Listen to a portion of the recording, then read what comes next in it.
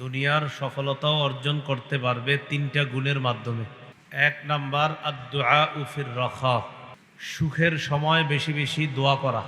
যখন আপনি ভালো আছেন তখন বেশি বেশি দোয়া করা। মানুষ বিপদে পড়লে খালি দোয়া করে, আসলে মানুষ সুখে থাকলেও আল্লাহরে দোয়া করা বেশি দরকার, কারণ আল্লাহ আমাকে ভালো রাখছে। দেখবেন আমাদের যখন জ্বর হয় তখন আমরা বিছানায় পড়ে পড়ে যখন শুধু বলি আল্লাহ আল্লাহ, অথচ জ্বর যখন ছিল না তখন খুব বেশি পরিমাণে আল্লাহকে ডাকা দরকার ছিল। তো এক নাম্বার আদ-দুআ ফির রাখা, সুখের সময় বেশি বেশি দোয়া করা। দুই নাম্বার সবরু ফিল বালা, বিপদে ধৈর্য ধারণ করা। তিন নাম্বার আর রিজা বিল কাজা, আল্লাহর ফায়সালা মেনে নেওয়া। তো দেখেন, আপনারা মাঠে বসে বয়ান শুনতেছিলেন, ঠিক না? তো মাঠে বসে কিছু অংশ বয়ান শুনেছেন। তো মাঠে বয়ান শুনতেছিলেন, ওই অবস্থাতেই আল্লাহ পাক রব্বুল আলামিন বৃষ্টি দিলেন। বৃষ্টি দেওয়ার কারণে মাঠে বয়ান শোনা বা করার মতো আর পরিবেশ নাই। এখন আমরা আল্লাহর ফায়সালা মেনে নিয়েই মাঠের পরিবর্তে মসজিদে চলে এসেছি। তাহলে ইমানদার আল্লাহর সব ফায়সালা সন্তুষ্ট চিত্তে মেনে নিবে। আল্লাহ আমাদের সকলকে সর্ব অবস্থায় আল্লাহর ফায়সালা মেনে নেওয়ার তৌফিক দান করেন। আপনাদের সামনে পবিত্র কোরআনের ২৮ নম্বর পারার সূরাতুল মুনাফিকুনের অংশ বিশেষ তেলাওয়াত করলাম। মুনাফিকুন, এই শব্দটা আপনারা কম বেশি সবাই শোনেন যে মুনাফিক। আমরা কথায় কথায় অনেকে বলে ফেলি, তুই বেটা একটা মুনাফিক তুই। তো মুনাফিক শব্দটার সাথে আমরা মোটামুটি পরিচিত। সহজে যদি বুঝতে পারি, মুনাফিক হলো ভিতরে এক বাহিরে আরেক, এটা হলো মুনাফিক। তো আল্লাহ পাক রব্বুল আলামিন এই সূরা মুনাফিকুনের মধ্যে মুনাফিকদের সম্পর্কে আলোচনা করেছে যে এরা কেমন, এদের আচার আচরণ কেমন। রাসূলুল্লাহ সাল্লাল্লাহু আলাইহি সাল্লামের একজন সাহাবী, নাম যায়েদ ইবনে আরকাম রাদিয়াল্লাহু তাআলা আনহু, মুসনাদে আহমদের একটা বর্ণনা, ৪ নম্বর খণ্ড ৩৭৩ নম্বর পৃষ্ঠা।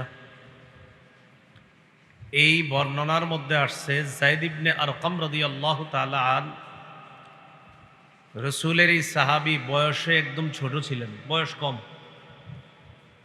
আমাদের সমাজেও দেখবেন কোনো মজলিসের মধ্যে কম বয়সী যারা থাকে তাদেরকে আমরা বেশি পাত্তা দেই না, গুরুত্ব দিই না। যা যা যা তুই সর, এরকম করি আমরা।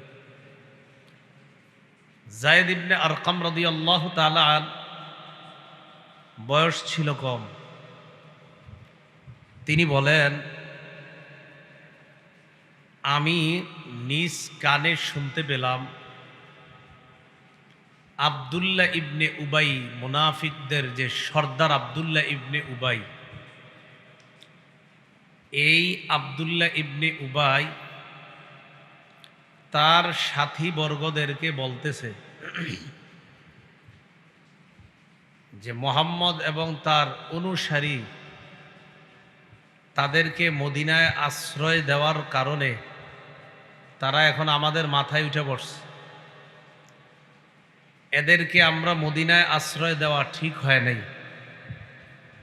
আজকে মদিনায় আশ্রয় দেওয়ার কারণে তারা আমাদের মুখের উপরে এখন কথা বলার সাহস করে, দুঃসাহস করে। আব্দুল্লাহ ইবনে উবাই, এই মুনাফিক, তার সাথীদেরকে এই কথাগুলো বুঝাইতেছে নবীর আড়ালে। নবী ওই মজলিসে উপস্থিত নাই। আব্দুল্লাহ ইবনে উবাই এই কথা কেন বলতেছে? একটা ঘটনা ঘটছে। আনসার এবং মুহাজিরদের মধ্যে একটা ছোটখাটো বিষয় নিয়ে ঝগড়া হয়েছে। মুহাজির কারা? যারা মক্কা থেকে হিজরত করে মদিনায় গিয়েছে। আনসার কারা? যারা মদিনায় থেকে মক্কার মুসলমানদেরকে আশ্রয় দিয়েছে, সহযোগিতা করেছে। আব্দুল্লাহ ইবনে উবাই মুনাফিক, সেও মদিনার সদস্য, যারা আনসার তাদের অন্তর্ভুক্ত, কিন্তু যদি সে মুনাফিক, সাহাবী না। কিন্তু এখন সবার সামনে সে একজন ইমানদার, আসলে সে মুনাফিক। তো ঘটনা যখন ঘটলো, ঝগড়া যখন লাগলো, দুই পক্ষের এই ঝগড়া দেখা আব্দুল্লাহ ইবনে উবাই চান্স পায়া কথা বলা শুরু করলো, আনসারদেরকে বলতে লাগলো, দেখছো কাদেরকে পাল্লা, কাদেরকে সাহায্য করলা, কাদেরকে আশ্রয় দিলা মদিনায়, আজকে তারাই আমাদের সাথে ঝগড়া করার দুঃসাহস পায়, তারা আমাদের মুখের উপরে কথা বলে। বর্ণনাটা এমন যে সাওয়ারু না, এখন তারা আমাদের উপর প্রভাব বিস্তার করে। এই নিচু জাতিগুলারে জায়গা দেওয়া ঠিক হয় নাই, নাউজুবিল্লাহ। পাশাপাশি এই কথা বলল, লায়ুখরিজান্নাল আ'আজ্জু মিনহাল আজাল, মদিনায় যখন আমরা ফিরে যাব, যাওয়ার পর আমাদের মাঝে সম্মানিত ব্যক্তি যারা, তারা নিচু মানুষগুলাকে বের করে দিবে। সম্মানিত ব্যক্তি দ্বারা উদ্দেশ্য করতেছে আব্দুল্লাহ ইবনে উবাই মুনাফিক আর তার দলবল যারা তারা, আর নিচু দ্বারা উদ্দেশ্য করতেছে রসুলের সাহাবীদেরকে, নাউজুবিল্লাহ। যে আমরা সম্মানিত, আমরা মদিনায় যাওয়ার পর অসম্মানিত নিচু শ্রেণীর যারা আছে তাদেরকে বের করে দিব। তো এই কথাগুলো আব্দুল্লাহ ইবনে উবাই তার সাথীদেরকে বলতেছে। এই কথাগুলো আবার শুনছে কে? নবীজির ছোট কম বয়সী একজন সাহাবী, নাম যায়েদ ইবনে আরকাম। এই কথাগুলা যখন যায়েদ ইবনে আরকাম রাদিয়াল্লাহু তাআলা আনহু শুনলেন, তিনি রাসূলুল্লাহ সাল্লাল্লাহু আলাইহি সাল্লামের কাছে গেলেন। যাওয়ার পর বললেন, ইয়া রাসূলুল্লাহ, আব্দুল্লাহ ইবনে উবাই আপনার ব্যাপারে এই জাতীয় উল্টা পাল্টা কথা বলতেছে এবং সাহাবীদের ব্যাপারে উল্টা পাল্টা কথা বলতেছে। আপনাকে সে নিচু শ্রেণীদের অন্তর্ভুক্ত বলে, আর সে নাকি সম্মানিত ব্যক্তিদের অন্তর্ভুক্ত, নাউজুবিল্লাহ।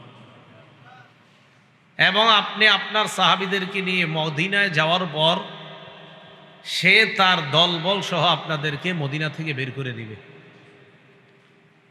এই কথা রসুল যখন শুনলেন, আব্দুল্লাহ ইবনে উবাইকে আল্লাহ রসুল ডাকলেন। ডাকার পর বললেন, তুমি কি এই কথা বলছো? আব্দুল্লাহ ইবনে উবাই আল্লাহর নামে শপথ করে বলতেছে, আমি এগুলা বলি নেই, নাউজুবিল্লাহ। তো যায়েদ ইবনে আরকাম একটু ছোট ছিলেন, বয়স একটু কম ছিল। তো তিনি বলতেছেন, ফাকাযযাবানি ওয়া সাদ্দাকাহু, রাসূলুল্লাহ সাল্লাল্লাহু আলাইহি সাল্লাম আমার কথাকেই মিথ্যা সাব্যস্ত করলেন আর তার কথাকে সত্য সাব্যস্ত করলেন। কার? আব্দুল্লাহ ইবনে উবাইয়ের। যখন নাকি আমি সঠিক কথা বলার পরেও আমার কথাটা নবীজি বিশ্বাস করলেন না, আর ওই ব্যক্তি মিথ্যা কথা বলা সত্ত্বেও বাচনভঙ্গি সুন্দর আর বয়স একটু বেশি, সুন্দর মতো রসুল্লি বুঝাইতে পারছে, তাই নবীজি তাকে বিশ্বাস করছে। আমি খুব কষ্ট পাইলাম, মনটা খুব খারাপ যে আমি তো সত্য কথা বলছি। আমার চাচা আমাকে বলতেছে, কি ব্যাপার, মন খারাপ? কারণ আল্লাহ রসুল তোমার কথাকে মিথ্যা সাব্যস্ত করছে আর আব্দুল্লাহ ইবনে উবাইকে সত্যবাদী সাব্যস্ত করছে। আমি জবাব দিলাম, হ্যাঁ, এই কারণে মনটা অনেক খারাপ। এইভাবে আমি ঘরে বসা, আমার নিজের মধ্যে খুব খারাপ লাগে যে আমি তো সত্য কথা বলছি। ইতিমধ্যে আল্লাহ কোরআনের আয়াত নাজিল করে আমাকে সত্যবাদী হিসাবে আল্লাহ সাব্যস্ত করে দিলেন, আর ওই মুনাফিকদেরকে আল্লাহ মিথ্যাবাদী সাব্যস্ত করলেন। এই কথাগুলো আল্লাহ সূরা মুনাফিকুনের মধ্যে বলছে। তাহলে সূরাটা আল্লাহ কেন নাজিল করছে মোটামুটি বুঝে আসছে না? একজন সাহাবী সত্যি কথা বলছে, আর আব্দুল্লাহ ইবনে উবাই মুমিনের বেশ ধরে রসুলের সাথে মিথ্যা বলছে। রসুল সাল্লাল্লাহু আলাইহি সাল্লাম তার উপস্থাপনা দেখা তার কথা মনে করছে সত্য, আর ওই যায়েদ ইবনে আরকামের কথাটা মনে করেছে মিথ্যা। তো আল্লাহ কোরআনের আয়াত নাজিল করে জানিয়ে দিলেন, হাবিব, আপনার সাহাবী যায়েদ ইবনে আরকাম যা বলেছে এটা সত্য, আর আব্দুল্লাহ ইবনে উবাই যা বলেছে এটা মিথ্যা। আমি এই বিষয়টা কোরআনের আয়াত দিয়ে হাবিব আপনাকে জানায়া দিলাম। তা আল্লাহ বলেন, ইযা জাআকাল মুনাফিকুনা ক্বালু নাশহাদু ইন্নাকা লারাসূলুল্লাহ।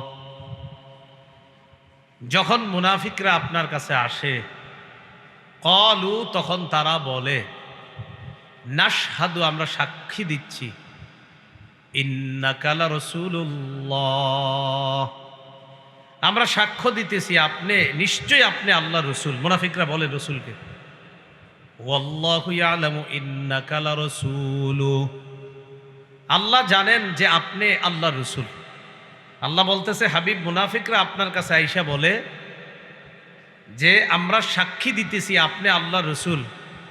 ও হাবিব জেনে রাখেন আমি আল্লাহ জানি আপনি যে আমার রাসূল, এটা আমি জানি। এগুলো মুনাফিকদের বলা দরকার নেই।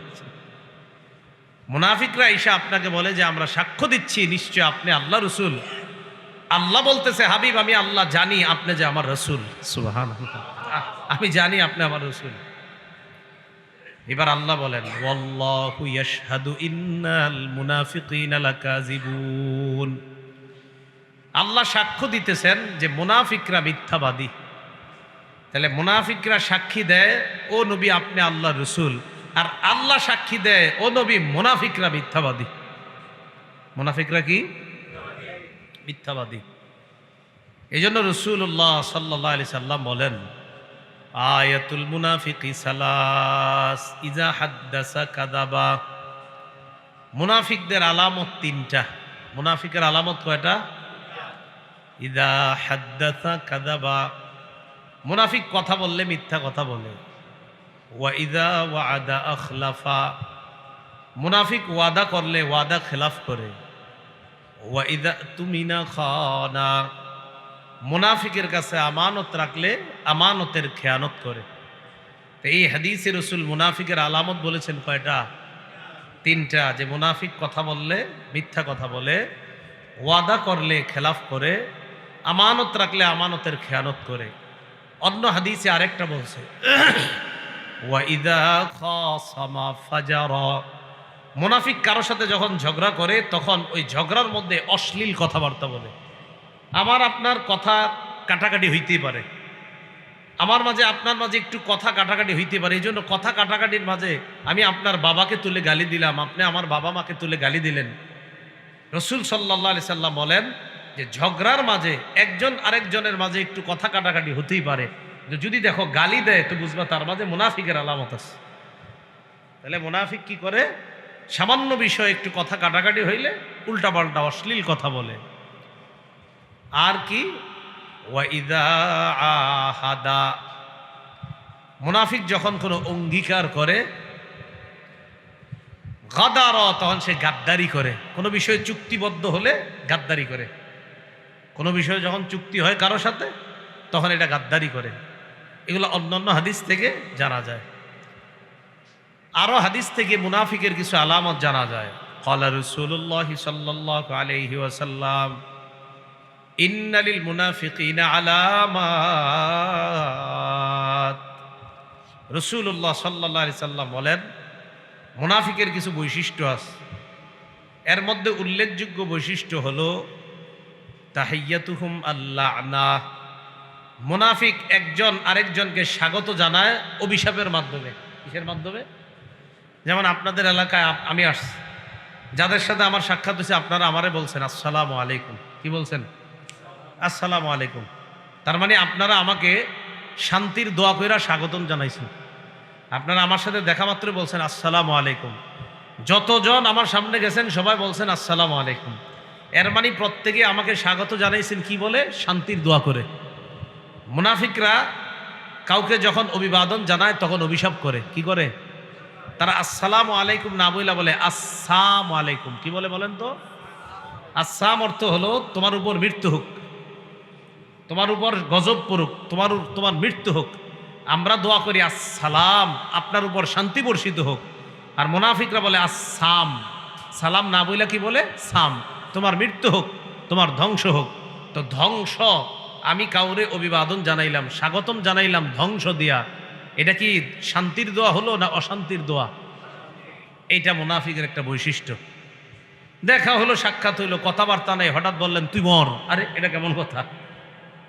তাহলে আল্লাহ আমাদেরকে এই জাতীয় খারাপ বৈশিষ্ট্য থেকে হেফাজত করেন। ওয়া তাআমুহুম আন-নুহবা, মুনাফিকের খাদ্য হলো ডাকাতি করা। মুনাফিকের খাদ্য কি করা? চুরি ডাকাতি করে যারা, এগুলো মুনাফিক, এদের খাদ্য ডাকাতি করা। তাহলে মুনাফিকের অভিবাদন এটা হলো অভিশাপ, আর মুনাফিকের খাদ্য হলো ডাকাতি করা।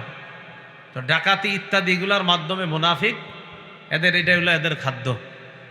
আল্লাহ আমাদেরকে মুনাফিকদের এই স্বভাবগুলা থেকে হেফাজত করেন।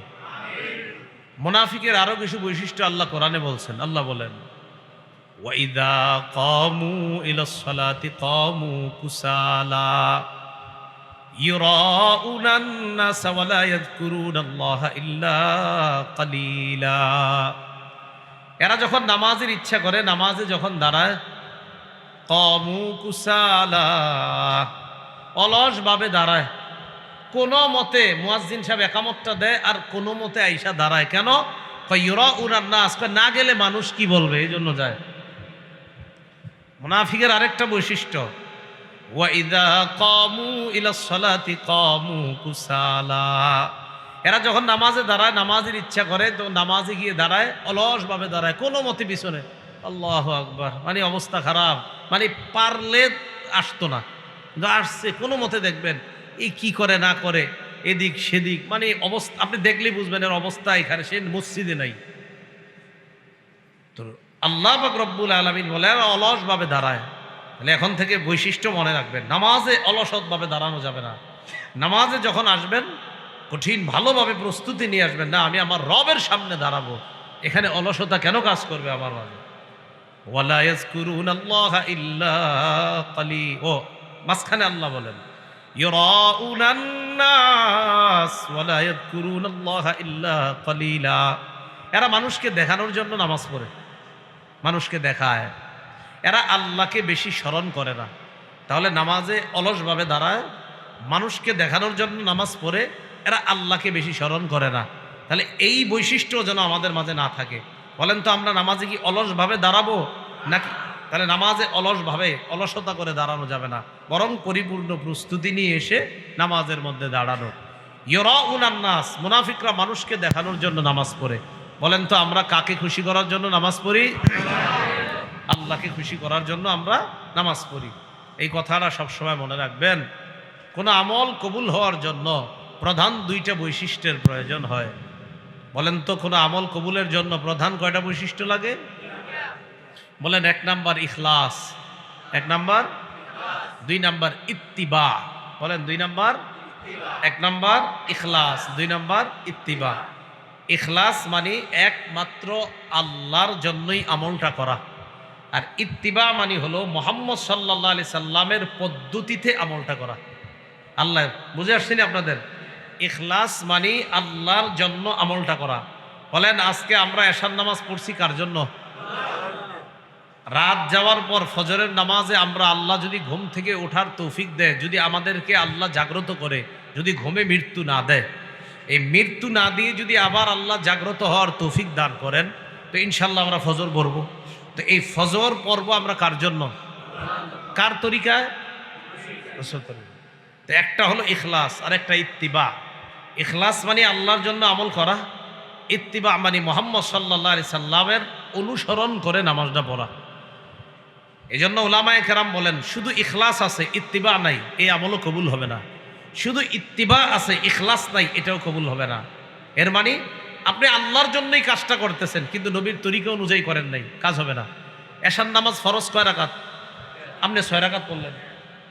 কয় রাকাত বললেন? তো আপনি 6 রাকাত আল্লাহর জন্যই বললেন। মনে করেন আপনি এশার নামাজের ফরজ 4 রাকাত না পড়ে বললেন কয় রাকাত? এই 6 রাকাত কার জন্যই পড়ছিলেন? তো 6 রাকাত কি নবীর তরিকা হয়েছে? নবীর তরিকায় কয় রাকাত ফরজ? তো আপনি 6 রাকাত আল্লাহর জন্যই পড়ছেন, কিন্তু নবীর তরিকায় পড়েন নাই, তাই নামাজ কবুল হবে না। আবার মনে করেন নবীর তরিকাই পড়ছেন, কিন্তু আল্লাহর জন্য পড়েন নাই, মানুষকে দেখানোর জন্য পড়ছেন, তাও কবুল হবে না। তাহলে নবীর তরিকায় পড়লেন, আল্লাহর জন্য না, সেটাও কবুল হবে না। আল্লাহর জন্য বললেন, নবীর তরিকায় করেন নাই, সেটাও কবুল হবে না। আল্লাহর জন্য নবীর তরিকায় উভয়টা থাকলে ওই আমল আল্লাহ কবুল করবে। ভাই কথাগুলো বুঝে আসছে সবার? আচ্ছা, তাহলে মুনাফিকদের একটা বিষয় জানলাম, এরা নামাজে অলসভাবে দাঁড়ায়, এরা নামাজে যখন দাঁড়ায় অলসভাবে দাঁড়ায়, মানুষকে দেখানোর জন্য নামাজ পড়ে, আর আল্লাহর জিকির বেশি করে না। আল্লাহ এই জাতীয় খারাপ স্বভাব থেকে আমাদেরকে হেফাজত করেন। তো এবার আল্লাহ কি বলে দেখেন, ইযা জাআকাল মুনাফিকুনা ক্বালু নাশহাদু ইন্নাকা লারাসূলুল্লাহ। মুনাফিকরা যখন আপনার কাছে আসে তখন তারা বলে, আমরা সাক্ষ্য দিচ্ছি নিশ্চয়ই আপনি আল্লাহর রাসূল। ওয়াল্লাহু ইয়ালামু ইন্নাকা লারাসূলুহু, আল্লাহ জানেন নিশ্চয়ই আপনি আল্লাহর রাসূল। ওয়াল্লাহু ইয়াশহাদু ইন্নাল মুনাফিকিনা লাকাযিবুন, আল্লাহ সাক্ষ্য দিচ্ছেন মুনাফিকরা হলো মিথ্যাবাদী। এবার দেখেন মুনাফিকদের আরেকটা বৈশিষ্ট্য আল্লাহ বলেন, ইত্তাখাযু আইমানাহুম জুন্নাতান ফাসাদ্দু আন সাবিলিল্লাহ। মুনাফিকরা মানুষকে আল্লাহর রাস্তা থেকে বাধা দেওয়ার জন্য তারা তাদের শপথকে ঢাল বানায়, শপথকে ঢাল হিসাবে ব্যবহার করে। মুনাফিকরা মানুষকে আল্লাহর রাস্তা থেকে বাধা দেওয়ার জন্য তারা নিজেদের শপথকে ঢাল হিসাবে ব্যবহার করে। তুমি বিশ্বাস করো, আল্লাহর কসম, এটা ঠিক না, মানে আল্লাহর নামে কসম খায়া মানুষকে ধোঁকা দেয় মুনাফিকরা। এটা আরেকটা বৈশিষ্ট্য, এটা আরেকটা বৈশিষ্ট্য। তো মুনাফিকরা মিথ্যা শপথ করে, এটা আরেকটা বৈশিষ্ট্য। তো এই বৈশিষ্ট্য আমাদের অনেকের মাঝে আছে। ভাই আপনি নেন, এটা খারাপ হবে না, এই সদাইটা আপনি নেন, এই মালটা নেন, আজকে সকালে মালটা সদরঘাট থেকে আনছি, আপনি নেন, আসলে 1 বছর আগের মাল। আপনি বিশ্বাস করেন, প্রথমে মরা বাপের মরা মার আরো যা যা আছে এগুলা বলে, এই শপথ খায়, এরপরে কয় আল্লাহর নামে, কাবাঘরের নামে, আরো যত আছে সব ইত্যাদি বইলা টইলা বলে, আজকে আনছি, এটা নেন, আপনি নিয়ে যান। তো মুনাফিকদের একটা স্বভাব হলো এরা মিথ্যা কথা বলে, তো মিথ্যা শপথটাকে তারা ঢাল বানায়, ঢাল বানায় মানুষকে তখন আল্লাহর রাস্তা থেকে বাধা প্রদান করে। ইত্তাখাযু আইমানাহুম জুন্নাতান ফাসাদ্দু আন সাবিলিল্লাহ, এরা তাদের শপথকে ঢাল হিসাবে ব্যবহার করে। ফাসাদ্দু আন সাবিলিল্লাহ, মানুষকে আল্লাহর রাস্তা থেকে বাধা দেয়। এই আল্লাহর রাস্তা থেকে বাধা দেওয়ার উদ্দেশ্য হলো সৎ কাজ করতে গেলে মানুষকে করতে দেয় না, অসৎ কাজ থেকে মানুষকে নিষেধ করা দূরের কথা, উল্টা অসৎ কাজ যেন করে, এই জাতীয় ইত্যাদি বিষয়ে তারা শপথ করে। অর্থাৎ দুনিয়ার যত ভালো কাজ আছে এইগুলা যেন মুমিনরা করতে না পারে, আর দুনিয়ার খারাপ কাজগুলা যেন মুমিনরা করতে পারে। এই জন্য মুনাফিকরা শপথ করে হলেও তাদেরকে এই অপকর্মে লিপ্ত করাইতে চায়, আল্লাহর রাস্তায় চলতে দিতে চায় না। তাহলে বলেন তো, মুনাফিকরা মানুষকে আরেকটা ধোঁকা দেয় কিভাবে? আল্লাহর রাস্তা থেকে বাধা দেওয়ার জন্য শপথকে ঢাল হিসাবে ব্যবহার করে। আল্লাহ আমাদের সকলকে মিথ্যা শপথ থেকে বাঁচার তৌফিক দান করেন। কানু ইয়ামালুন, নিশ্চয়ই তারা যা করে তা কতই না মন্দ, তারা যা করে তা কতই না মন্দ। তো মুনাফিকরা যে আমলগুলা করে এগুলা অনেক মন্দ। এবার আল্লাহ বলেন, যালিকা বিআন্নাহুম আমানু সুম্মা কাফারু, এটা এই কারণে যে তারা ঈমান আনে, আনার পর আবার কুফরি অবলম্বন করে। ফাতুবিআ আলা কুলুবিহিম ফাহুম লা ইয়াফকাহুন, ফলে তাদের অন্তরের মধ্যে মোহর মেরে দেওয়া হয়েছে। ফাহুম লা ইয়াফকাহুন, তারা বুঝে না। ওয়া ইযা রাআইতাহুম তু'জিবুকা আজসামুহুম, আল্লাহ বলেন হাবিব আপনি যখন তাদেরকে দেখেন তাদের শরীর আপনাকে মুগ্ধ করে। অনেক মুনাফিকের দেহ বড়, তো বিশাল বড় বড় দেহ, তো নবীজি মনে মনে চায় আহারে তারাও যদি জিহাদে যাইতো, তারাও যদি আমাদের সাথে যুদ্ধে যাইতো, এরা তো ইমানদারের ভেষ ধইরা আছে সবার সামনে।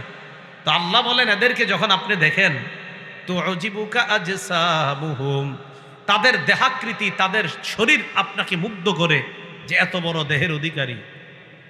তো আল্লাহ বলেন তু'জিবুকা আজসামুহুম কাআন্নাহুম খুশুবুম মুসান্নাদা, আল্লাহ বলেন এদের দেহ আপনাকে মুগ্ধ করলেও এরা হলো দেয়ালের সাথে হেলান দেওয়া কাঠের মতো স্তম্ভ স্বরূপ। দেয়ালের সাথে কয়েকটা কাঠ আপনি দাঁড় করায় রাখলেন, তো দাঁড় করায় রাখলে এই কাঠগুলাকে দেখতে অনেক বড় মনে হয়, আপনি ধাক্কা মারলে ফালাই দিতে পারবেন, আবার দাঁড় করায়ও রাখতে পারবেন। এই কাঠ যেমন এমন বড়, কিন্তু এটারে যদি আপনি কাজে না লাগান কাজে লাগবে না।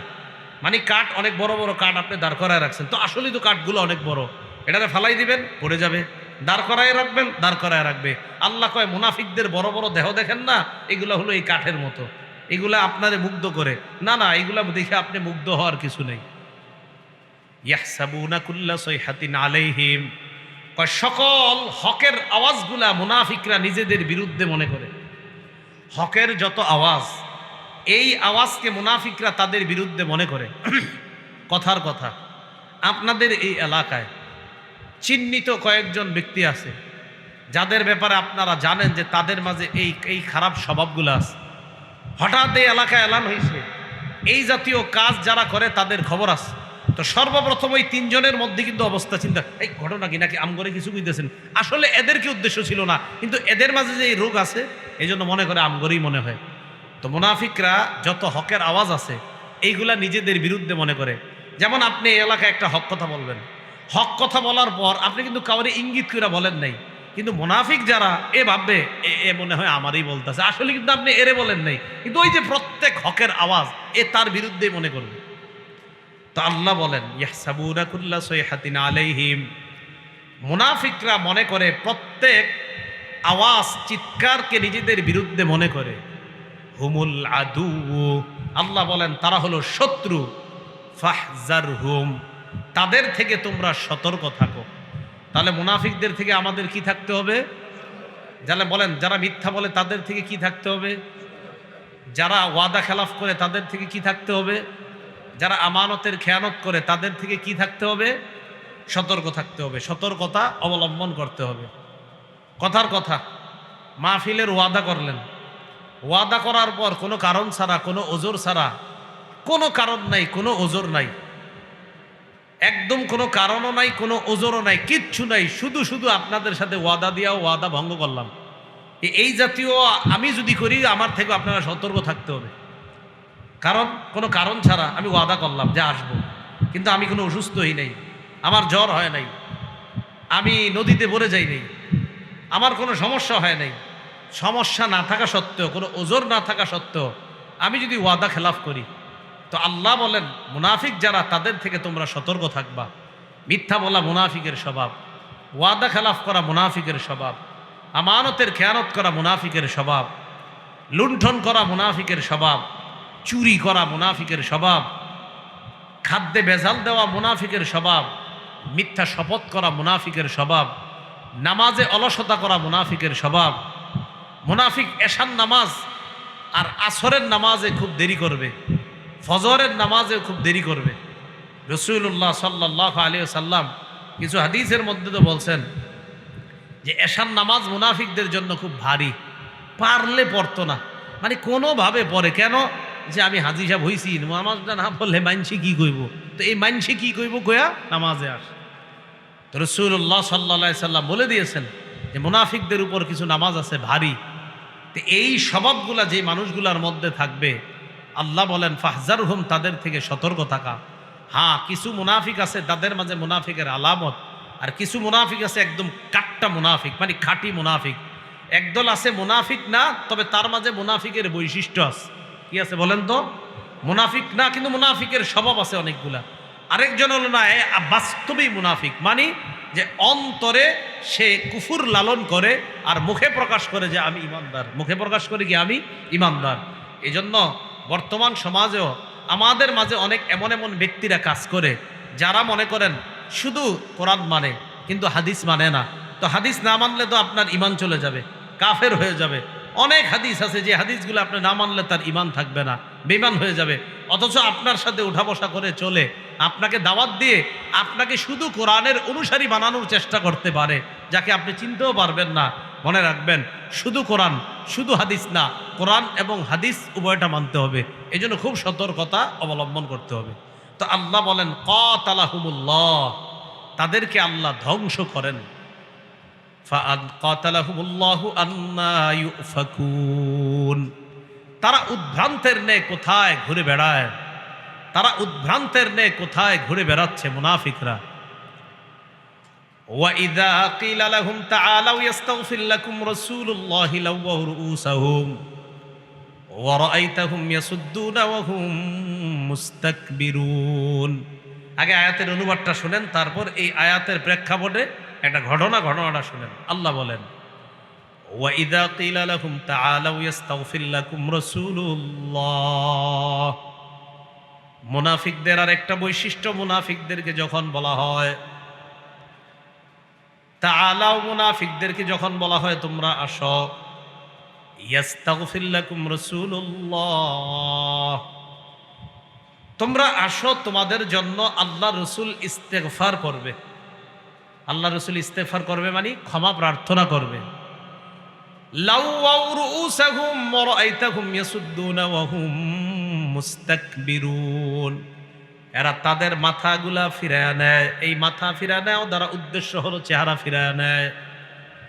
মুনাফিকদের আর একটা বৈশিষ্ট্য হলো, যখন তাদেরকে বলা হয় আসো তোমরা আল্লাহ রসুল তোমাদের জন্য ইস্তেগফার পাঠ করবে, ক্ষমা প্রার্থনা করবে, লাউয়াউ রুউসাহুম, তারা তাদের মাথা ফিরায় নেয়, চেহারা ফিরায় নেয়। ওয়া রাআইতাহুম ইয়াসুদ্দুনা ওয়া হুম মুস্তাকবিরুন। আল্লাহ বলে তাদেরকে আপনি দেখবেন তারা ফিরে যায় অহংকার অবস্থায়, অহংকার প্রদর্শন করা অবস্থায় তারা ফিরে যায়। এই চলো, নবী ডাকে, তোমাদের জন্য ক্ষমা প্রার্থনা করবে, না ধুর যাবো না এর কাছে। তো আল্লাহ বলেন মুনাফিকদের আরেকটা বৈশিষ্ট্য, তাদেরকে যখন বলা হয় এই আসো তোমাদের জন্য আল্লাহ রসুল ইস্তেগফার পাঠ করবে, তারা তাদের মাথা ফিরায় নেয়। এই মাথা ফিরায় নেওয়া দ্বারা উদ্দেশ্য তাদের বডি, তাদের চেহারা ফিরায় নেয়, তোর এর কাছে কি যাব। তো আল্লাহ বলেন নবী আপনি তাদেরকে দেখবেন ইয়াসুদ্দুনা ওয়া হুম মুস্তাকবিরুন, অহংকার করে তারা অন্যদিকে ফিরে যায়, মানে আপনার কাছেও আসতে চায় না। ঘটনা কি? আব্দুল্লাহ ইবনে উবাই, এই যে আব্দুল্লাহ ইবনে উবাই মুনাফিক, সে কি করতো জুমার নামাজের দিন, সে তো মুমিন সবার সামনে ইমানদার, শুধু ইমানদার, রসুলের একদম কাছাকাছি বসতো, এই বড় লম্বা দাড়ি ছিল, নবীজির পাশে বসতো, একদম নবীজির কাছাকাছি বসতো। এই আব্দুল্লাহ ইবনে উবাই জুমার নামাজের দিন কি করত? রাসূলুল্লাহ সাল্লাল্লাহু আলাইহি সাল্লাম যখন মিম্বরে বসতেন, আব্দুল্লাহ ইবনে উবাই দাঁড়ায় একটা ভাষণ দিত জনগণের সামনে। আগে শোনো, তিনি হলেন আল্লাহ রসুল সাল্লাল্লাহু আলাইহি সাল্লাম, মানে নবীজির ব্যাপারে বলতেন তিনি আল্লাহ রসুল, তিনি তোমাদের মাঝে একজন বার্তাবাহক, আল্লাহর পক্ষ থেকে প্রেরিত পয়গম্বর, তোমরা তার কথা শুনবা, তার কথা মানবা, তোমরা তার কথা শুনবা, তার কথা মানবা। তো এই কথা বলার পর আরো বলতো তিনি যা বলেন তা শুনবা, সত্যায়ন করবা ইত্যাদি, এগুলা বলতো। এরপরে রসুল সাল্লাল্লাহু আলাইহি সাল্লাম ভাষণ দিতেন। আব্দুল্লাহ ইবনে উবাই যখন উহুদের যুদ্ধে গাদ্দারি কইরা মুসলমানদের 3 ভাগের 1 ভাগ নিয়ে যখন চলে আসলো, মানে রসুল যাদেরকে নিয়ে বের হয়েছিলেন উহুদের যুদ্ধে 3 ভাগের 1 ভাগ নিয়ে এই গাদ্দারি করে আব্দুল্লাহ ইবনে উবাই চলে আসছে। তো চলে আসার পর থেকে মুসলমানরা আর তার কথা শোনে না, তারে দেখতে পারে না। তো উহুদের যুদ্ধের ঘটনার পর রসুল যখন জুমার দিন আবার মিম্বরে বসে, এই আব্দুল্লাহ ইবনে উবাই দাঁড়ায় আবার বলা শুরু করবে আর কি, যে শোনো মুহাম্মদ সাল্লাল্লাহু আলাইহি সাল্লাম, ওই যে আগের যে ডায়লগ প্রতিদিন যে চাপাবাজি করে প্রত্যেক জুমায়, সেই চাপাবাজি করার জন্য আবার দাঁড়াইছে। দাঁড়ানোর পর চারোদিক থেকে সাহাবা একরাম এইভাবে টাইনা ধরছে কাপড়, এই মেয়ে বসো, ফাজলামি করো প্রত্যেক জুমায়, বসো। তো আজকে বসায় দিছে কেন যাই না ফেলছে, তুমি ভালো মানুষ না, বসো। এটা করার কারণে সে কি করলো, সাহাবা একরামের ঘাড় ভেঙে একদম মসজিদের বাহিরে চলে যেতেছে। এটা বলতে বলতে, যেটা আমাদের সমাজে অনেক লোকেরা বলে দেখবেন, কি এটা বলতে বলতে, হ্যাঁ আমি কি খারাপ কিছু কইছি, আমি তো ভালো কথা, একদম একদম এই কথাগুলো আছে আপনার ইবনে হিশামের মধ্যে, আমি তো ভালো কথাই বলি প্রতি জুমায়, আমি কি খারাপ কিছু বলি, আমি তো নবীর ব্যাপারে ভালো ভালো বক্তব্য দেই, তারা আমার এরকম অপমান করলো। তো আসলে তো রসুলের ব্যাপারে সে যে বক্তব্য দেয়, এগুলা কি তার দিলের কথা নাকি মুখের কথা? বলেন, মুখের কথা, দিলের কথা না। তো এইগুলা বলতে বলতে বাইর হয়ে যাইতেছে। তো বের হয়ে যাওয়ার পর তখন কয়েকজন বুঝাইলো, থাক যা হওয়ার হয়ে গেছে, চলেন রসুলের কাছে চলেন, রসুল আপনার জন্য আল্লাহর কাছে ক্ষমা প্রার্থনা করবে, আর আপনি যাদেরকে নিয়ে চলেন তাদেরকে নিয়ে এইভাবে বের হয়ে যাওয়াটা ঠিক হয় নাই, তো চলেন আল্লাহ রসুলের কাছে, রসুল আপনাদের সবার জন্য ক্ষমা প্রার্থনা করবে। তো এই কথাটা আল্লাহ বলেন, ওয়াইদা কিলা লাহুম তাআলাউ, যখন তাদেরকে বলা হয় আসো, ইয়াস্তাগফির লাকুম, তোমাদের জন্য ক্ষমা প্রার্থনা করবে রাসূলুল্লাহ, আল্লাহ রাসূল, লাউওয়া রুউসাহুম, মাথাটা ঘুরায় নেয়, থুর হের কাছে কি যাবো। এই কথাটা আল্লাহ কোরআনে বললেন, ইয়াসুদ্দুনাহুম মুস্তাকবিরুন, অহংকার করা অবস্থায় তারা মুখটা ফিরায় নেয়। আল্লাহ আমাদেরকে হেফাজত করেন। তো আল্লাহ পাক রব্বুল আলামিন বলেন, সাওয়াউন আলাইহিম আস্তাগফারতা লাহুম আম লাম তাস্তাগফির লাহুম লা ইয়াগফিরাল্লাহু লাহুম ইন্নাল্লাহা লা ইয়াহদিল কওমাল ফাসিকিন। আল্লাহ বলেন, আপনি তাদের জন্য ক্ষমা প্রার্থনা করেন বা না করেন বরাবর, লা ইয়াগফিরাল্লাহু লাহুম, আল্লাহ তাদেরকে কিছুতেই ক্ষমা করবেন না। হাবিব, আপনি মুনাফিকদের জন্য ক্ষমা চান আর না চান, আমি আল্লাহ তাদেরকে ক্ষমা করব না। নিশ্চয়ই আল্লাহ ফাসেক সম্প্রদায়কে হেদায়েত দেন না। নিশ্চয়ই আল্লাহ ফাসেক সম্প্রদায়কে কি দেন না? হেদায়েত। এই আব্দুল্লাহ ইবনে উবাই মুনাফিক, তার ছেলে যে ছিল, ওই ছেলে ছিল পাক্কা মুসলমান। সুবহানাল্লাহ। আব্দুল্লাহ ইবনে উবাইয়ের ছেলে, তার নামও ছিল আব্দুল্লাহ। সুবহানাল্লাহ। তার নামও ছিল কি? আব্দুল্লাহ। তিনি ছিলেন খাঁটি মুসলমান সাহাবী। আব্দুল্লাহ ইবনে উবাই মুনাফিক যখন মারা গেছে, মারা যাওয়ার পর তার ছেলে তো সাহাবী, নবীজি সাল্লাল্লাহু আলাইহি সাল্লামের কাছে আসছে। বাপ তো বাবার জন্য আয়েশা আল্লাহ রসুলকে বললেন, ইয়া রাসূল আল্লাহ, আপনার চাচা আব্বাস রাদিয়াল্লাহু তাআলা আনহু বদরের যুদ্ধে যখন বন্দী হয়ে আসছে, আসার পর আপনার চাচার শরীরটা ছিল লম্বা, আপনার চাচার শরীরে জামা যেন সঠিকভাবে ফিটিং হয়, তখন আপনি আমার আব্বার জামাটা নিয়ে আপনার চাচারে দিছিলেন। সেই হিসাবে আমার আব্বা একটা জামা আপনার কাছে পাওনা, আমি চাই আপনি ওই পাওনাটা এখন পরিশোধ করেন। এর মানে আপনি আপনার একটা জামা দেন, ওই জামাটা দিয়ে আমার আব্বাকে কাফন দাফন করব, অর্থাৎ আমার আব্বার কাফন দিব আপনার ওই জামাটা দিয়ে, যেহেতু ওই জামাটা আপনার কাছে পাওনা। চিন্তা করেন, রাসূলুল্লাহ সাল্লাল্লাহু আলাইহি সাল্লাম জামা দিস। জামা দেওয়ার পর ওই ছেলে বললেন, ইয়া রাসূলুল্লাহ, আমার আব্বার জানাজা আপনি পড়াবেন। কার জানাজা? আব্বার, মানে মুনাফিকের। কার জানাজা বলেন? মুনাফিকের। তো মুনাফিকের জানাজা পড়ানোর জন্য বলছে, জামা দিছে, জামা দেওয়ার পর তার কাফন হয়েছে, এখন জানাজা হবে। জানাজা পড়ানোর জন্য যখন রাসূলুল্লাহ সাল্লাল্লাহু আলাইহি সাল্লাম রওনা করলেন, ওমর ফারুক রাদিয়াল্লাহু তাআলা আন রাসূল সাল্লাল্লাহু আলাইহি সাল্লামকে ধরলেন। ধরার পর বললেন, আপনি কোথায় যান? আপনি তো জানেন যে সে মুনাফিক। হযরত ওমর জীবদ্দশায় কয়েকবার বলছে রাসূলকে, দানি আদরিব উনুকা, হুজুর আমারে অনুমতি দেন, আমি ওর কল্লাটা উড়াই দিই, আপনি তো জানেন এ মুনাফিক। রাসূল বারবার বাধা দিতেন, না ওমর না, থাক। কেন বাধা দিতেন? মুহাদ্দিসিনে কেরাম লেখেন যে আব্দুল্লাহ ইবনে উবাইয়ের উপর যদি অস্ত্র চালায়, তাহলে অন্যান্য কাফেররা বলা বলি করবে, দেখো মুসলমানের উপর অস্ত্র চালায়। আসলে তো আব্দুল্লাহ ইবনে উবাই মুসলমান ছিল না, সে ছিল মুনাফিক।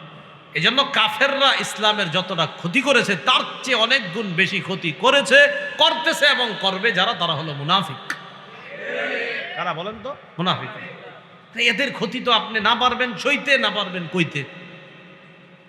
কিছু কইতে যাবেন তখন, যেমন মনে করেন যারা বেদাতি করে, টুপি দাড়ি নিয়ে বেদাতি করে, কথার কথা। এখন একজনে টুপি দাড়ি নিয়ে বেদাতগিরি করলো, তাহলে আপনি আমাকে বললেন, হুজুর কিছু কর না কেন? তো আপনার কথা শুই না, ওই বেদাত যিনি করতেছে টুপি দাড়ি নিয়ে, তাকে কিছু বললাম, বলার পর আপনাদের মধ্যে আরেকজন কালকে বলবে, দেখো টুপি দাড়িওয়ালা আরেক টুপি দাড়িওয়ালারই সইতে পারে না, বলবেন না? এই তো রাসূলুল্লাহ সাল্লাল্লাহু আলাইহি সাল্লাম আব্দুল্লাহ ইবনে উবাই তার জানাজা পড়ানোর জন্য বের হয়েছে। অন্তরে দরদ কি দেখেন উম্মতের জন্য। ওমর ফারুক রাদিয়াল্লাহু তাআলা আন সামনে দাঁড়ায় যায়। কোথায় যান? নবীজি বলে, ওমর আমাকে তুমি ছেড়ে দাও, আমি তার জানাজা পড়ায়া দেই, দেখি না কি হয়।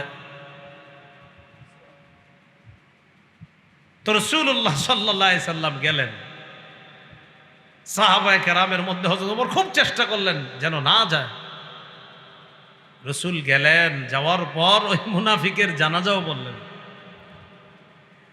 পড়ার পর এবার কবরে দাফন করা হয়েছে। দাফন করার পর রসুল দাঁড়ায় তার জন্য দোয়া করতেছে, ইস্তেগফার পাঠ করতেছে। আল্লাহ পাক রব্বুল আলামিন আয়াত নাজিল করে দিলেন।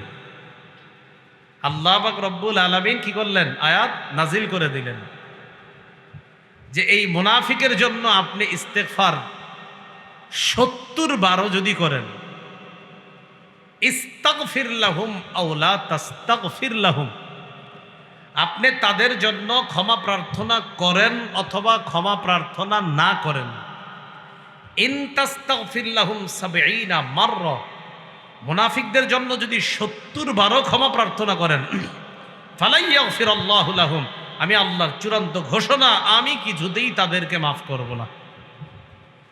তো হযরত ওমর ফারুক রাদিয়াল্লাহু তাআলা আনহু যখন বারবার বাধা দিচ্ছিলেন, নবীজি বলতেছিলেন, ওমর আমি ইস্তেগফার করতেই থাকবো যতক্ষণ আমাকে নিষেধ না করা হয়। আল্লাহর পক্ষ থেকে নিষেধ না করা হলে আমি তার জন্য ক্ষমা প্রার্থনা করবই, মালাম উনহা, যতক্ষণ আমাকে নিষেধ না করা হবে। আল্লাহ যেই মাত্র নিষেধ করলেন আপনি তার জন্য ক্ষমা চান বা না চান, আমি আল্লাহ কিন্তু ক্ষমা করব না। তখন নবীজি আর কি করলেন? ইস্তেগফার করলেন না, কারণ ইস্তেগফার করে তো আল্লাহ নাই। মুনাফিকের জন্য ইস্তেগফার করলেও আল্লাহ কি করবেন না? কবুল করবেন না। এবার কি করলেন? জানাজা পড়াইলেন। আল্লাহ এবার আয়াত নাজিল করে দিলেন, ওয়ালা তুসাল্লি আলা আহাদিম মিনহুম মাত, মুনাফিকদের কেউ যদি মারা যায় তাদের জানাজাও আপনি পড়াবেন না। সুবহানাল্লাহ, তাদের কি পড়াবেন না? এদের জন্য ক্ষমা চাওয়াও নিষেধ, এদের জানাজা পড়ানো নিষেধ। এরপরে কি করলেন? তার কবরের পাশে নবীজি দাঁড়াইছে। এবার আল্লাহ বললেন, ওয়ালা তাকুম আলা কবরি, মুনাফিকের কবরের সামনেও দাঁড়াবেন না। নবীজির দরদ ছিল যে আমি ক্ষমা চাইলে যদি আল্লাহ ক্ষমা করে দেয়। আল্লাহ বলে দিলেন মুনাফিকের জন্য আর ক্ষমাও চাইবেন না, মুনাফিকের জানাজাও পড়াবেন না, মুনাফিকের কবরের সামনেও দাঁড়াবেন না। তা আল্লাহ বলেন, এদেরকে যখন ডাকা হয়, চলো রসুল তোমাদের জন্য ক্ষমা চাইবে, তো আল্লাহ বলেন আপনি তাদের জন্য ক্ষমা চান আর না চান, আমি আল্লাহ মাফ করব না। ফাসেক সম্প্রদায়কে আল্লাহ হেদায়েত দেন না। তাহলে আবার পিছন থেকে আসেন, কি বললেন আল্লাহ?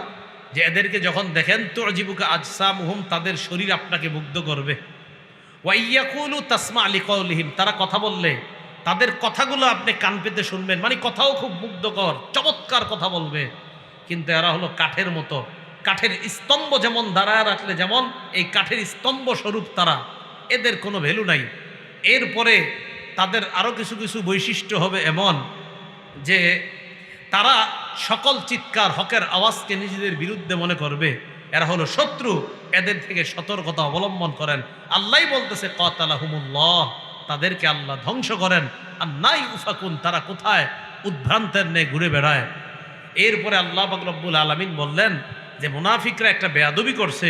নবী জুমার দিন জুমার নামাজ পড়ানোর জন্য এসে যখন মিম্বরে বসতেন, এক মুনাফিক দাঁড়ায়, আব্দুল্লাহ ইবনে উবাই দাঁড়ায়া চাপাবাজি করত আর বলতো যে রাসূল সাল্লাল্লাহু আলাইহি সাল্লাম খুব ভালো মানুষ, তোমাদের মাঝে আসছে, তার অনুসরণ করবা, তার কথা শুনবা, সব মানবা। উহুদ যুদ্ধে গাদ্দারি করার পর আবার যখন চাপাবাজি করতে দাঁড়াইছে, সাহাবায়ে কেরাম কাপড় টাইনা বসে, বসো মিয়া, ফাজলামি করো খালি।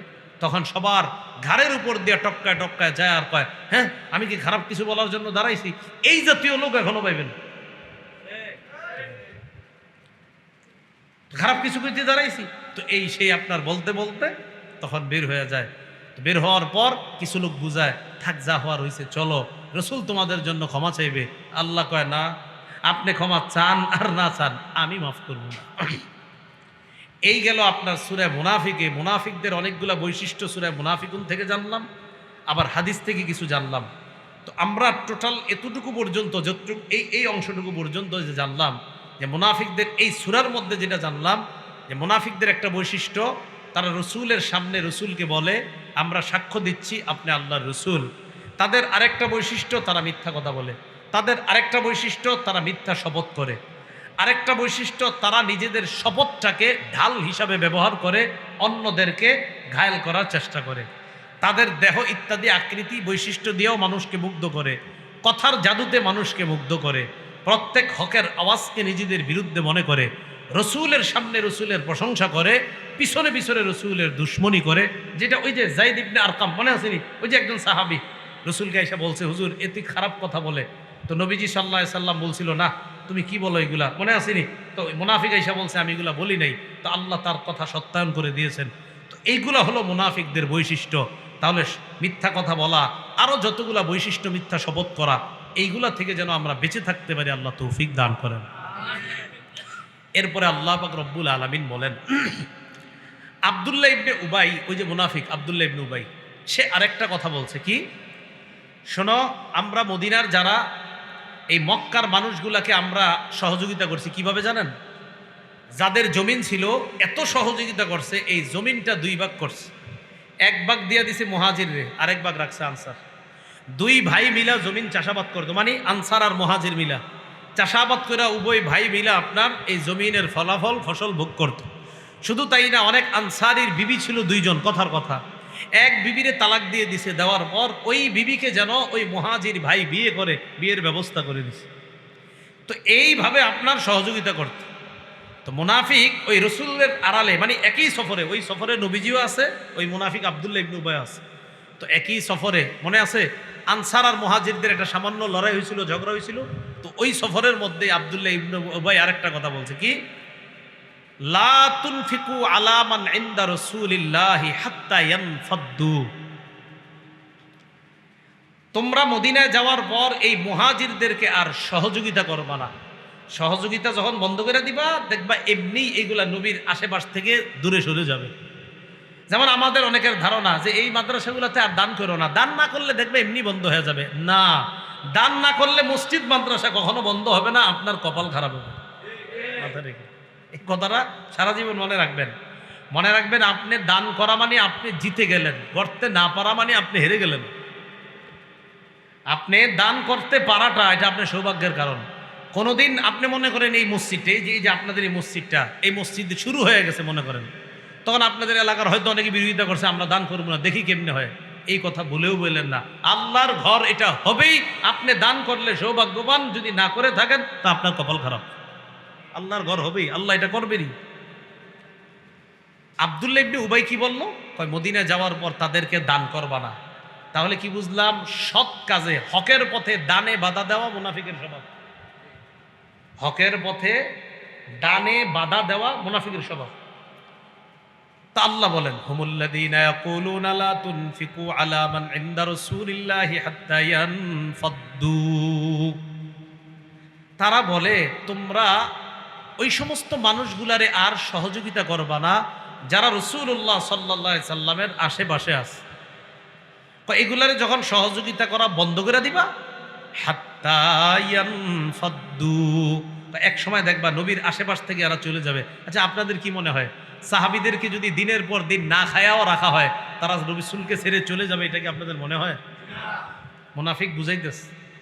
এবার আল্লাহ জবাব দেয়, ওয়ালিল্লাহি খাযাইনুস সামাওয়াতি ওয়াল আরদি ওয়ালাকিন্নাল মুনাফিকিনা লা ইয়াফকাহুন। আরে আসমান জমিনের খাজানা, ধনভাণ্ডার তো সব আল্লাহর। বলেন, আসমান জমিনের ধনভাণ্ডার কার? ওয়ালিল্লাহি খাযাইনুস সামাওয়াতি ওয়াল আরদ ওয়ালাকিন্নাল মুনাফিকিনা লা ইয়াফকাহুন। কয় মুনাফিকরা বুঝে না। ইয়াকুলুনা লা ইর রাজআনা ইলাল মাদিনাতি লা ইখরিজান্নাল আ'আজ্জু মিনহাল আযাল। এরা বলে লা ইর রাজআনা ইলাল মাদিনা, মুনাফিকরা বলে আমরা যখন মদিনায় ফিরে যাব, লা ইখরিজান্নাল আ'আজ্জু মিনহাল আযাল, তখন আমাদের মাঝে সবচেয়ে সম্মানিত ব্যক্তি, সবচাইতে নিচু ব্যক্তিটাকে বের করে দিবে। নাউজুবিল্লাহ। আব্দুল্লাহ ইবনে উবাই বুঝাইতেছে, আমি হলাম সবচেয়ে সম্মানিত ব্যক্তি, আর মুহাম্মদ সাল্লাল্লাহু আলাইহি সাল্লাম সে হলো অসম্মানিত ব্যক্তি, আমি তাকে মদিনায় গিয়ে বের করে দিব। কয়েকবার পড়েন নাউজুবিল্লাহ। এটা তার কথা, মানে তার কথা হলো সে সম্মানিত। এবার আল্লাহ কি বলে দেখেন, ওয়ালিল্লাহিল ইজ্জা, সম্মান হলো আল্লাহর। সুবহানাল্লাহ। বলেন, সম্মান কার? ওয়ালি রাসূলি, রাসূলের। সম্মান কার? আল্লাহ আর রাসূলের। আর কার? দেখেন কি কয়, ওয়ালিল্লাহিল ইজ্জাতু ওয়ালি রাসূলিহি ওয়ালিল মুমিনিন। আল্লাহ কয় সমস্ত মুমিনদের সম্মান। সম্মান, শক্তি, ইজ্জত কার? আল্লাহ, রাসূলের, মুমিনদের। বলেন, সম্মান, ইজ্জত, শক্তি কার? আল্লাহ, রাসূলের, মুমিনদের।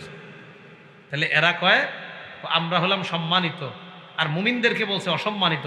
আল্লাহ কয় না, সম্মান তো আমি আল্লাহর, সম্মান তো রাসূলের, সম্মান তো ঈমানদারদের। ওয়ালাকিন্নাল মুনাফিকিনা লা ইয়ালামুন, কয় মুনাফিকরা এটা জানে না। তাহলে ওয়ালিল্লাহিল ইজ্জা ওয়ালি রাসূলিহি ওয়ালিল মুমিনিনা ওয়ালাকিন্নাল মুনাফিকিনা লা ইয়ালামুন, মুনাফিকরা এটা জানে না, মুনাফিকরা এটা বুঝে না। তাহলে মুনাফিকদের এই যে আচরণগুলা, এগুলা থেকে আল্লাহ আমাদেরকে বাঁচার তৌফিক দান করেন। তাহলে এখান থেকে কি শিখলাম? সৎ পথে, হকের পথে কেউ যদি দান করতে চায়, তাকে বাধা দেওয়া না উৎসাহ দেওয়া? আমি পারলে করবো, না পারলে করবো না, কিন্তু আরেকজন করলে তাকে বাধা দিব না। আমি পারলে করব, না পারলে করব না, আরেকজন করলে তাকে বাধা দিব না। এতটুকু পর্যন্ত সূরা মুনাফিকুনের মধ্যে আল্লাহ মুনাফিকদের বৈশিষ্ট্য আলোচনা করেছেন। এরপরে দ্বিতীয় রুকুতে আল্লাহ আমাদেরকে সতর্ক করে দিছে, ইমানদাররা শোনো, আমি আল্লাহ তখন মুনাফিকদের ব্যাপারে ওয়াজ করেছি, এবার তোমাদেরকে একটু ওয়াজ করি। ইয়া আইয়ুহাল্লাযীনা আমানু লা তুলহিকুম আমওয়ালুকুম ওয়ালা আওলাদুকুম আন যিকরিল্লাহ। হে ঈমানদারগণ, লা তুলহিকুম আমওয়ালুকুম ওয়ালা আওলাদুকুম, তোমাদের সম্পদ আর তোমাদের সন্তান যেন তোমাদেরকে আল্লাহর স্মরণ থেকে উদাসীন না করে দেয়, সুবহানাল্লাহ, গাফেল না করে দেয়। তোমাদের সম্পদ তোমাদেরকে যেন গাফেল না করে, তোমাদের সন্তান তোমাদেরকে গাফেল না করে। কৃষিকাজ করতেছো, করো, সমস্যা কি? জোহরের আজান দিছে, খালাস, কাজ রাখো, নামাজ পড়ো, আবার কাজে যাও, খানা দানা খেয়ে, না আরেকটু করি, না 3টা বাজে যাই, না 3:30 যাই, না জোহরের অক্ত তো আছে আরেকটু পরে যাই, না আজান হয়েছে, কাজটা এখন রাখেন, আপনি আগে আল্লাহর কাজ করেন, বাস, এরপরে আবার আপনারটা করেন, এতে আল্লাহ বরকত দান করেন। কৃষিকাজ কেন করি? সম্পদের আশায়। আরে কৃষিকাজ কেন করি? সম্পদের। ব্যবসা কেন করি? আল্লাহ কয় ব্যবসা করতে গিয়ে আমারে ভুলে যাও। দোকান সামনে 10 জন কাস্টমার আসছে, এদিক দিয়ে মুয়াজ্জিন সাহেব বলতেছে হাইয়া আলাস সালাহ, হাইয়া আলাস সালাহ, একামত শুরু, 10 জন কাস্টমার আসছে। এখন আপনার ইমানের পাওয়ার দেখাতে হবে। কাস্টমার 10 জনকে বলবেন, ভাই আপনারাও চলেন মসজিদে, নামাজটা পড়ে আসি, নামাজের পরে ইনশাল্লাহ হবে। এরা আসলে আসুক, না আসলে নাই। আপনি মনে করতেছেন কাস্টমার 10 জন ছুটে গেছে, না, আল্লাহ বলেন শোনো বান্দা, তুমি যে নামাজ পড়লা না, এই নামাজ পড়ার কারণে এই যে তুমি দোকান বন্ধ করে নামাজ পড়তে আসলা, লা নাসআলুকা রিজক, আরে আমি তো তোমার থেকে রিজিক চাই না, নাহনু নারযুকুক, আমি আল্লাহ তোমাকে রিজিক দেই। আমাদের থেকে কে রিজিক চায় না? আল্লাহ আমাদের থেকে রিজিক চায় না। আমরা যে নামাজ পড়ি, আল্লাহ কয় দেখো তোমরা নামাজ পড়ো, এই নামাজের বিনিময়ে আমি রিজিক চাই না, নাহনু নারযুকুক, আরে আমি কি রিজিক চাইবো, আমি তো রিজিক দেই। তাহলে রিজিকের অন্বেষণ আমাদেরকে নামাজ থেকে একটু দূরে রাখতে চায়। আরে একটু পরে যা, আরে একটু পরে যা, সমস্যা কি?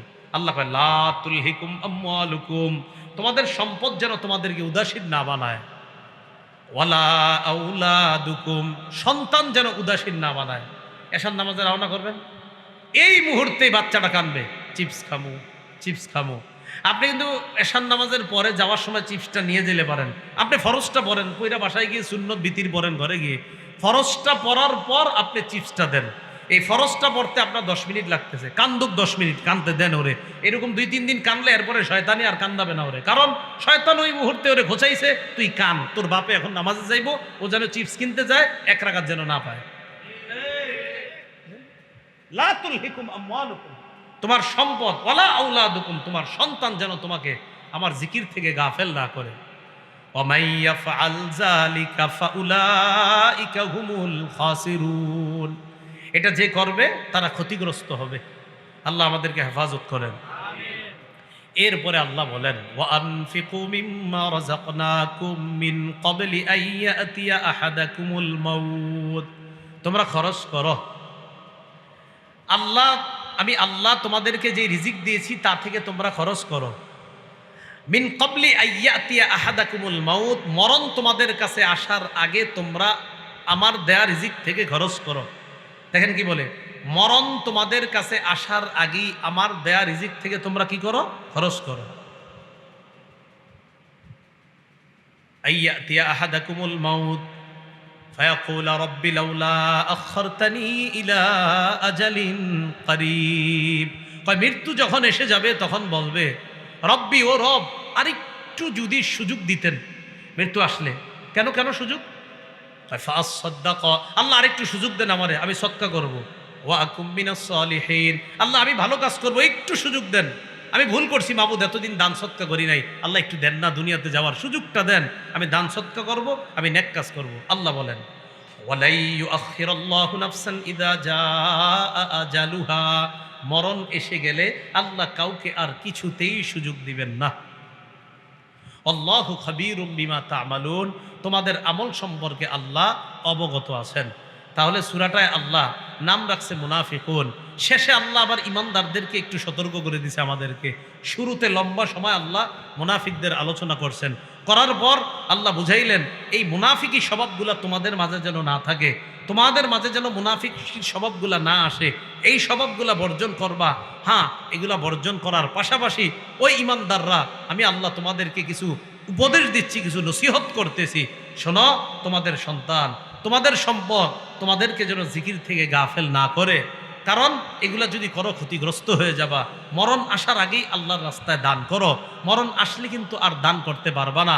সর্বশেষ কথা তোমাদের কাছে আমি আল্লাহর পক্ষ থেকে, আল্লাহু খাবীরুম বিমা তা'মালুন, তোমরা যা করো আড়ালে করো, প্রকাশ্যে করো, গোপনে করো, আর মানুষের চোখের আড়ালে করো, ঘরে রুমটা বন্ধ করে একাএকি করো, জলে করো, স্থলে করো, প্লেনে করো, আর জমিনে করো, যেখানেই তোমরা কোনো আমল করো, কর্ম ছোট হোক বড় হোক, আমি আল্লাহ কিন্তু সব খবর রাখি।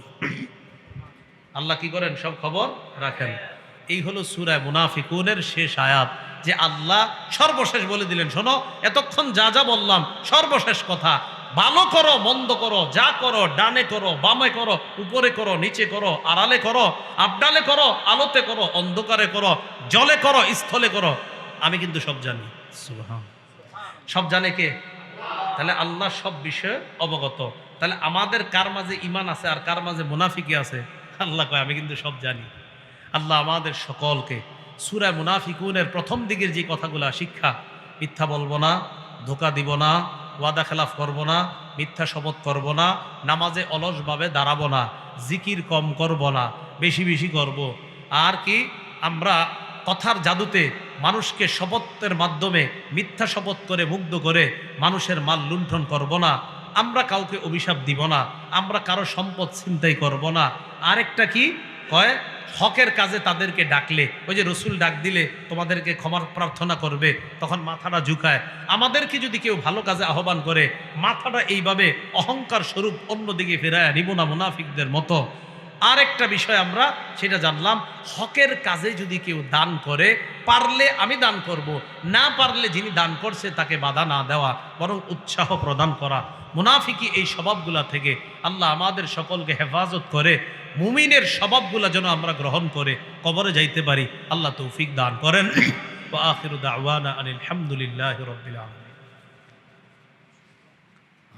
দোয়া। আল্লাহুম্মা সাল্লি আলা মুহাম্মাদিন ওয়া আলা আলি মুহাম্মাদ কামা সাল্লাইতা আলা ইব্রাহিম ওয়া আলা আলি ইব্রাহিম। আপনাদের এলাকার অনেক প্রবাসী ভাই আছে যারা এই মাহফিলকে সফল করার জন্য অনেক সহযোগিতা করেছেন, আপনারা এলাকাবাসীও সহযোগিতা করেছেন। যারা আপনাদের আত্মীয় স্বজনরা কবরে আছে তাদের জন্য দোয়া করা, প্রবাসী যারা আছে তাদের জন্য দোয়া করা, আমাদের এখানে যারা আপনারা ব্যবসায়ী আছেন, কৃষিকাজ করেন, যেই পেশায় আছেন সবার জন্য দোয়া করা। আলহামদুলিল্লাহি রাব্বিল আলামিন ওয়াল আকিবাতু লিল মুত্তাকিন ওয়াসসালাতু ওয়াসসালামু আলা সাইয়্যিদিল আমবিয়া ওয়াল মুরসালিন ওয়া আলা আলিহি ওয়া আসহাবিহি আজমাইন। রব্বানা যালামনা আনফুসানা ওয়া ইল্লাম তাগফির লানা ওয়া তারহামনা লানাকুনান্না মিনাল খাসিরিন। রব্বিরহামহুমা কামা রাব্বায়ানি সগীরা। মাবুদ মেহেরবান মাওলা, আল্লাহ আমাদেরকে আপনি মাফ করে দেন, মিথ্যা কথা থেকে হেফাজত করেন, ওয়াদা খেলাফি থেকে হেফাজত করেন, আমানতের খেয়ানত করা থেকে হেফাজত করেন, ছিনতাই লুণ্ঠন করা থেকে হেফাজত করেন, চুরি ডাকাতি থেকে হেফাজত করেন, কাউকে অভিশাপ দেওয়া থেকে হেফাজত করেন। আল্লাহ মুনাফিকের যত স্বভাব আছে সব স্বভাব থেকে আমাদেরকে হেফাজত করেন, মুমিনের স্বভাব অর্জন করার তৌফিক দান করেন, মুনাফিকি স্বভাব বর্জন করার তৌফিক দান করেন। আল্লাহ প্রবাসী ভাই যারা আছে মাওলা, এই মাহফিলটা সাফল্যমণ্ডিত করার জন্য যারা অর্থ শ্রম দিয়ে সহযোগিতা করেছেন মাওলা, যারা সুদূর প্রবাস থেকে দোয়া চেয়েছেন মাওলা, যে যেই দেশে আছে আল্লাহ সকলকে সুখে শান্তিতে তারা যেন বসবাস করতে পারে তৌফিক দান করেন, হালাল রিজিক উপার্জন করার তৌফিক দান করেন।